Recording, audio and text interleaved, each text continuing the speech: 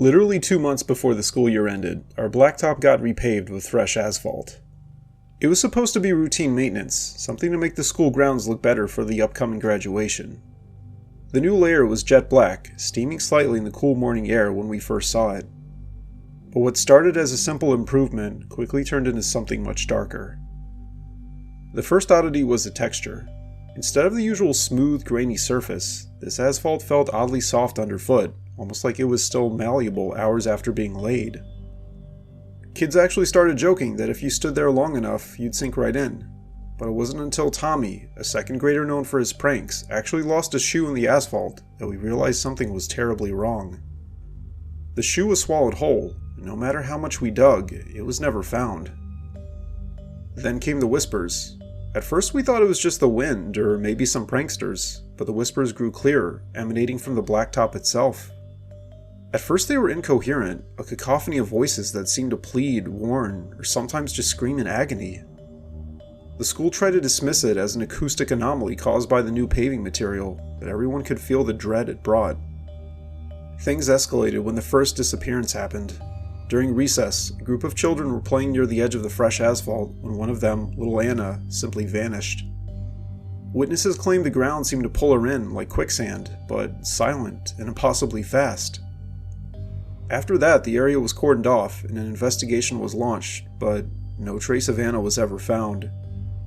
That's when panic set in. Parents demanded answers, but all we got were theories about underground cavities or some kind of toxic reaction with the old pavement beneath. However, those of us who stayed late for detention or after-school activities knew better.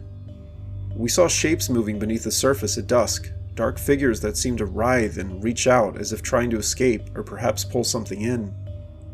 One evening, as the sun dipped below the horizon, casting long shadows over the schoolyard, I was one of the last to leave. That's when I saw it. The asphalt wasn't just black, it was like looking into a void. And from that void, a hand, pitch black and dripping, emerged and slapped onto the surface, trying to pull itself up. It was followed by another, and then a face, distorted and made of the same tar-like substance, eyes wide with terror, or perhaps malice. I ran, not stopping until I was home, my mind racing with what I'd witnessed. The next day, the school announced the blacktop would be removed, citing unforeseen complications with the material. But we all knew the truth. The asphalt was alive, or perhaps it was a gateway to something else, somewhere not meant for the living. The old blacktop was replaced with concrete, and the incident stopped. But sometimes, when I pass by the school late at night, I swear I still hear those whispers. They seem to be carried by the wind, a reminder that some things laid to rest should never be resurfaced. I majored in civil engineering in college, and one of our courses was about building materials, which ended up being mostly about asphalt for some reason. It was in that class where I first learned of the urban legend of Blacktop Road. The story was passed down from one senior class to another, always whispered, never documented, as if the very act of writing it down could give it power. Blacktop Road was said to be an ordinary stretch of asphalt somewhere in the Midwest, indistinguishable from countless others, except for one chilling detail.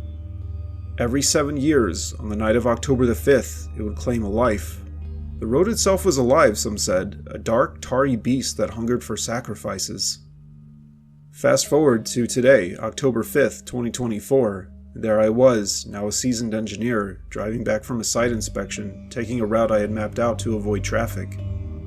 The sun had set, the darkness was unusual, the kind where the headlights seemed to struggle against the night. That's when I realized, with a growing sense of unease, that my GPS had rerouted me onto an unfamiliar road. A road eerily named a Blacktop Road on the display, though no such name appeared on any official map. The asphalt was unnaturally smooth, devoid of the cracks and patches typical of rural roads. There were no lines, no signs, just endless black under a moonless sky. My car's engine began to hum differently, almost like a low growl resonating with the road itself. As I drove, the legend flooded back to me, and my rational mind battled with the creeping fear. It's just a story, I muttered to myself, but then something odd happened.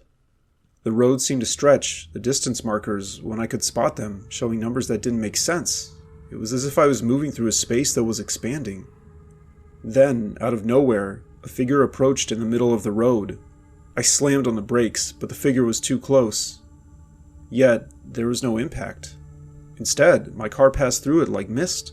When I looked in the rearview mirror, the figure was still there, now turned, watching me drive away. Its eyes were hollow, like pits of tar, and it wore clothes from another era. That's when the air in the car grew cold, and the radio flicked on by itself, static giving way to a voice ancient and gravelly.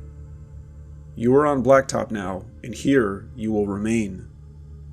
Panic set in, and I floored the accelerator, but the speedometer didn't rise. Instead, the car slowed, as though the asphalt was gripping the tires. The road itself seemed to undulate, waves forming in the black surface like a sea of darkness. Desperate, I tried my phone for help, but there was no signal, and the date on the screen flickered between 2024 and years long past. Then the engine died, and silence enveloped me. The darkness outside seemed to press against the windows, the only sound my own rapid breathing. That's when I understood. The legend wasn't about a road taking lives every 7 years. It was about the road itself, an entity of asphalt, fueled by the souls it trapped, existing outside of normal time and space. I'm writing this now from inside my car, the screen's glow the only light, hoping that when daylight comes, or when someone else drives this cursed path, they'll find this message. If you're reading this, remember, not all roads lead to where they should. Some, like Blacktop Road, lead only to darkness. I had to give a report in 8th grade about asphalt, like what it was made out of and what it was used for. As was typical for me, I put it off till literally the night before.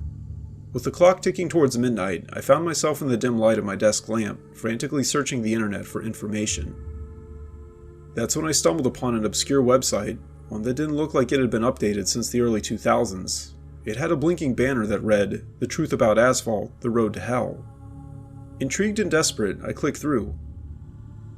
The site turned out to be filled with conspiracy theories, but one story caught my eye. It was about an urban legend known as the Asphalt Whisperer. According to the legend, during the early days of road construction, a secretive group of alchemists discovered a way to bind more than just gravel and tar. They mixed in a rare, dark mineral said to be from a meteorite, which supposedly gave the roads the ability to absorb. The website claimed that every stretch of asphalt was not just a road, but a sponge for the energy of everything that passed over it. Over time, these roads had absorbed countless emotions, memories, and even spirits, especially at accident sites where lives were abruptly ended. At first I scoffed at the idea, but as the night deepened, so did my curiosity. I decided to include a watered-down version of this in my report for a bit of flair, thinking it would at least make the presentation interesting. The next day, after giving my report, the oddest thing happened. During recess, I felt an inexplicable urge to touch the newly laid asphalt on the school playground. As soon as my fingers brushed the surface, a chill ran through me, like touching ice, though the day was warm. That night, the nightmares began. I dreamt of being on an endless road, hearing whispers in the wind, voices of those who had traveled before me, some lost, some in pain. Each night the whispers grew clearer, and the road in my dreams seemed to pull at me, wanting something. Weeks passed, and the dreams turned into waking visions. While walking home, the road seemed to pulse under my feet, as if alive. One evening, as I crossed a street, I swear I saw a shadow, not mine, stretching towards me from the asphalt, its form writhing like smoke. Terrified, I tried to research more, but I found that the site I'd visited had vanished, leaving no trace. But an old librarian, hearing my tale, handed me a dusty book about ancient rituals. It spoke of roads as ley lines of modern society, conduits for spirits unable to move on, bound by the very material meant to aid travel. Determined to end this, I devised a plan. Using salt and iron filings I found in the book, I created a circle on an old, rarely used road at midnight. I performed what I hoped was a ritual to sever the connection. As I finished, the ground trembled slightly, and for a moment I heard a cacophony of whispers, then silence. After that, the air immediately felt lighter, and the oppressive feeling that had followed me lifted. From then on, the dream stopped, and the roads returned to being just roads to me. But sometimes, when I step onto a newly paved street, I can't help but wonder what lies beneath the surface, what stories and souls are trapped within the layers of asphalt, and what silent screams echo into the void of the night. This is one of my earliest childhood memories, maybe from when I was about 4 or 5. Despite the number of times I've tried to replay it, I still don't completely understand. I think I was with my mom and she had me in a shopping cart as she walked through the parking lot of our local grocery store. The day was unremarkable, the sky a dull gray, the kind that could either mean rain or just a gloomy afternoon. The parking lot was mostly empty, which was unusual for that time of day. My mom was chatting about something, maybe what we needed to buy, but her words are lost to me now. What I do remember next is the feeling of the cart suddenly stopping, jarring me from my childlike reverie. I looked down at where the wheel had caught. There, instead of the usual pothole or debris, was something that looked like a dark, viscous liquid seeping up from a crack in the asphalt. At first, it seemed like oil, but it was darker, almost black, with a texture that seemed to shimmer with a life of its own. I remember my mom tried to push forward, but the wheel wouldn't budge, stuck as if the asphalt itself was holding it in place. Then the liquid began to move, not with the wind or due to any physical force, but as if it had will. It started to spread slowly like it was exploring, reaching out from the crack towards us. I remember my mom's face turning from annoyance to concern. She tried backing up, but now all four wheels seemed glued to the spot. The black substance began to pull around the wheels, and as I watched, it seemed to listen. Yeah, I know it makes no sense, but it felt like it was reacting to our growing panic. And then, from the center of this dark pool, something started to rise. It was amorphous at first, then it began to take a shape, almost human-like but devoid of features, just a silhouette formed from this living asphalt. My heart raced, and I must have made some noise because my mom's attention snapped from the phenomenon to me, her eyes wide with fear. She abandoned the cart, lifting me out with a strength I didn't know she had, and we backed away. The figure, if it could be called that, extended what might have been an arm, reaching out but not quite touching us. It was as if it was curious, or perhaps warning us. Just then a car drove by, its tires screeching slightly on the pavement, and as if disturbed by the sound or the presence of others, the figure in the liquid retreated. It seeped back into the ground as quickly as it had appeared. The crack sealed itself, leaving no trace of what had occurred. After this happened, we never spoke of it, my mom and I'm not sure if she remembers or if she chose to forget. Over the years, I've gone back to that parking lot, now repaved multiple times, looking for any sign of that day. But there's nothing. No cracks, no strange oil, nothing out of the ordinary. But then again, sometimes, when I walk on asphalt, especially in quiet, lonely places, I feel a chill.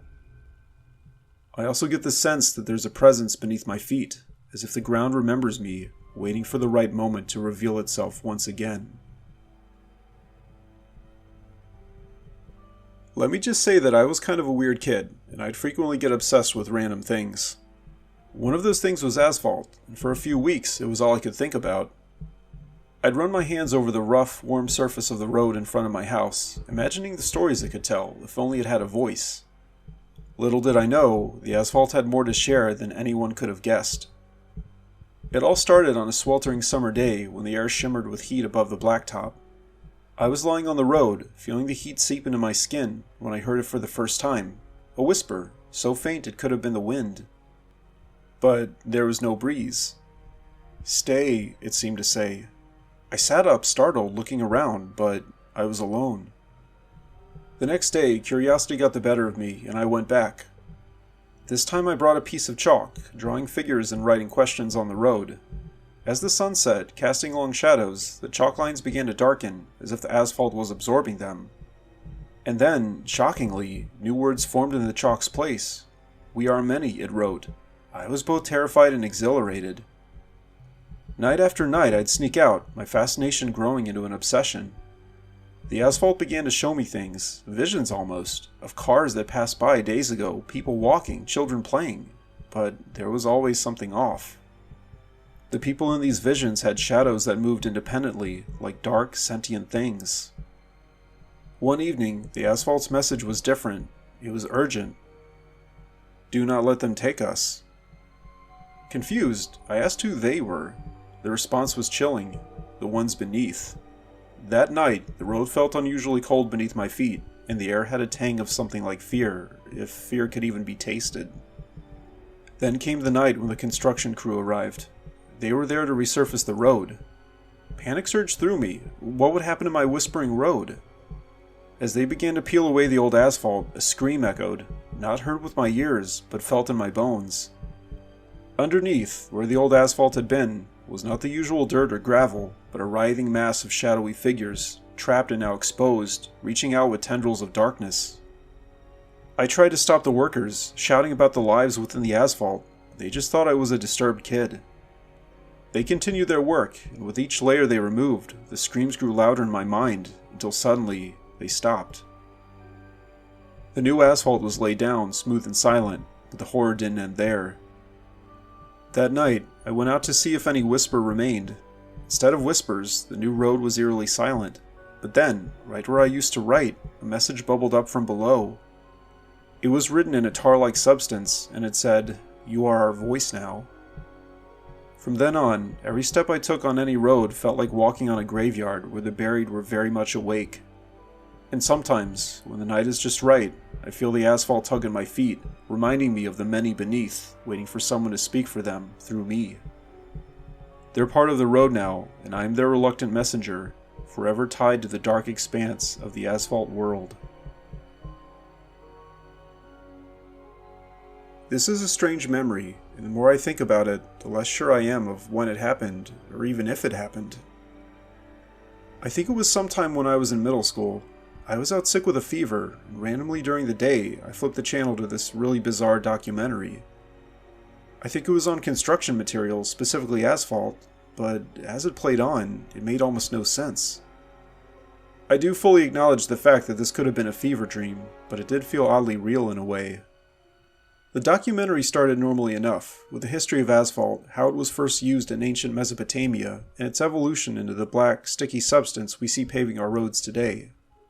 But then, the tone shifted. The narrator, whose voice was eerily calm, started talking about the sentience of asphalt. Every road, every driveway, has seen more life and death than we can imagine, the voice intoned, as the camera panned slowly over a desolate highway at dusk.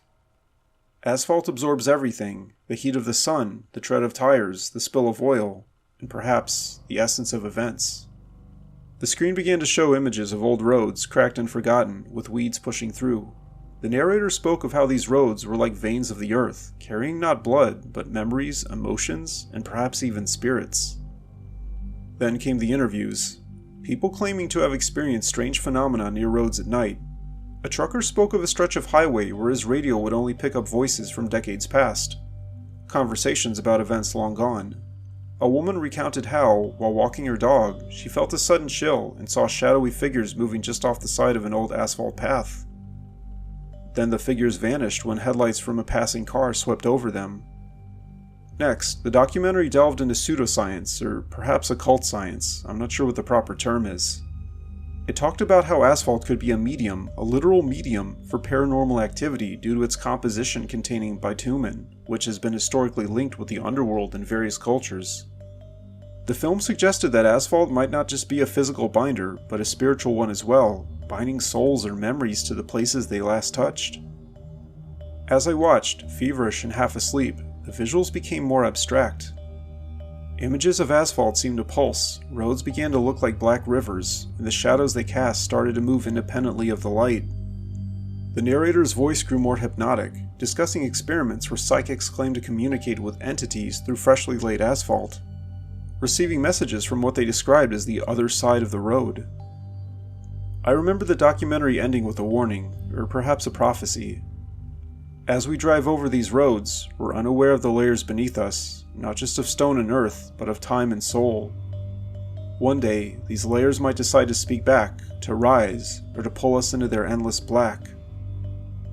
I snapped out of my trance-like state as the credits rolled in silence, the screen reflecting my own wide-eyed face back at me in the dim light of my room. The channel switched to a loud, colorful commercial, drawing me back to reality.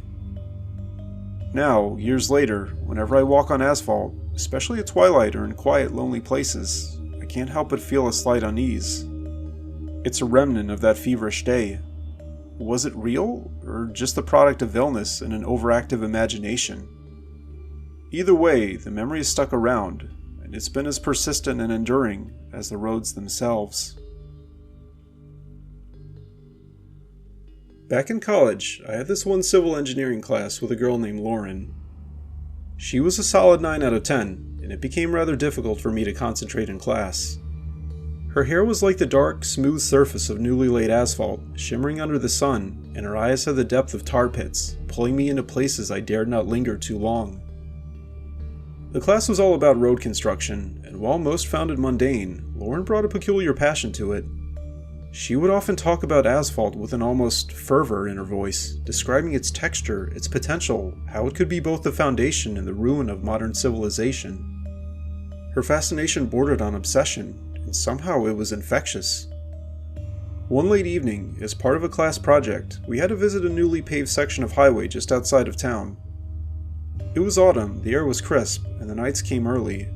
Lauren suggested we go at dusk to see how the setting sun played with the colors of the road. I agreed, partly for the project, but mostly for the chance to be alone with her. As we arrived, the sky was painting hues of orange and purple, reflecting off the dark, fresh asphalt. Lauren stepped out of the car, her silhouette against the dying light made my heart race. She walked onto the road, barefoot, which struck me as odd but strangely seductive. "Feel it," she whispered, almost moaning the words. I hesitated, but joined her. The asphalt was warm, retaining the day's heat, unlike the cooling air around us. It felt alive under my feet, pulsating with the remnants of the sun's caress. Then, Lauren started talking about the road as if it were a living entity. Asphalt breathes, you know. It expands, contracts, it's hungry. Her voice had a husky edge to it. She grabbed my hand, pulling me further onto the road. "Do you feel its pulse?" The atmosphere grew dense, her voice mixed with the eerie stillness of the deserted highway. Suddenly she stopped and turned to me, her face inches from mine. "It's like desire," she breathed out, "always there, under the surface, waiting to consume." That's when I noticed the change. The road seemed to soften under our feet, like quicksand. Lauren's eyes were wild now, filled with a mix of terror and ecstasy. "It wants us," she said, her grip tightening. I tried to pull away, but the asphalt clung to our feet, pulling us down with a lover's embrace. Panic surged through me as Lauren laughed, a sound that mingled with the wind in a haunting melody. "Embrace it," she urged, her voice now sounding distant, as if she was merging with the road itself. I struggled, the heat from the asphalt now burning, the smell intoxicating and overwhelming. Lauren was sinking faster, her expression one of rapture rather than fear. With all my strength, I yanked myself free, falling back onto the cold, hard concrete of the roadside. When I looked back, Lauren was gone. The road was smooth, undisturbed, as if nothing had happened. But where she stood, there was now a slight depression, forever marking the spot like a gravestone. From that night on, every stretch of asphalt held a dual promise of allure and dread. And Lauren, or whatever she became, was out there, under the surface, in every road. She was waiting for someone else to share in her eternal, sensual, yet terrifying communion with the asphalt. Back when I was putting together my new gaming rig and waiting for the components to arrive, I kept trying to decide if I should upgrade the RAM from 8 to 16 gigabytes. It was a mundane decision, or so I thought, until the night the last package arrived. The final piece, a high-end graphics card, came wrapped in what I assumed was some new kind of eco-friendly packaging. It was black, almost like tar, and had an odd, sticky texture. Curiously, it smelled faintly of roadwork, that distinct scent of fresh asphalt. I shrugged it off, eager to complete my setup.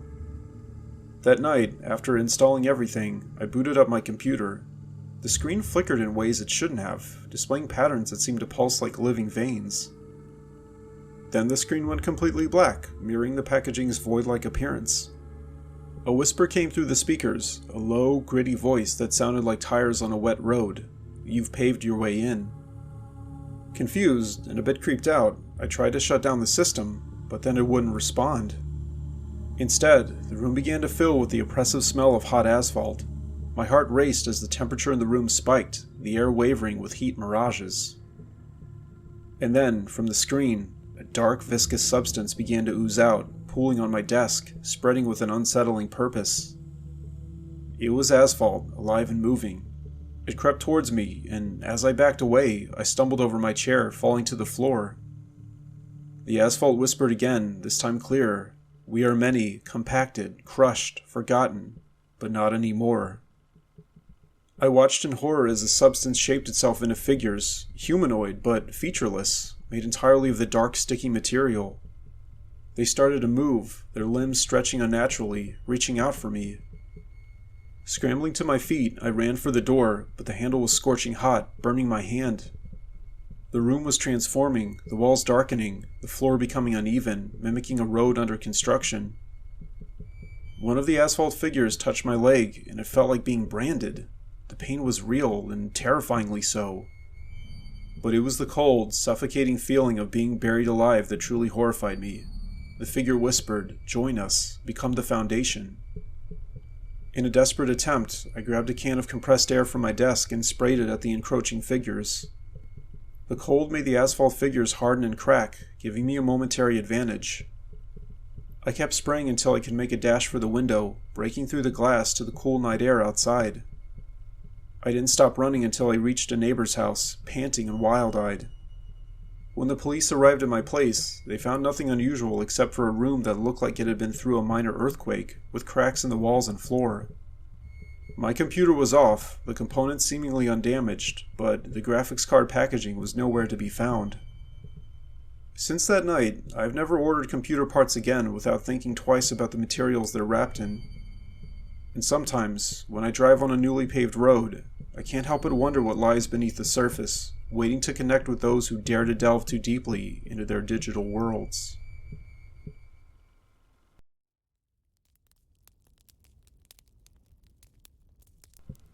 I know this was another weird topic, everyone, but I hope you enjoyed it. Feel free to share any constructive criticism you want in the comments, or just post something funny. Anyways, take it easy.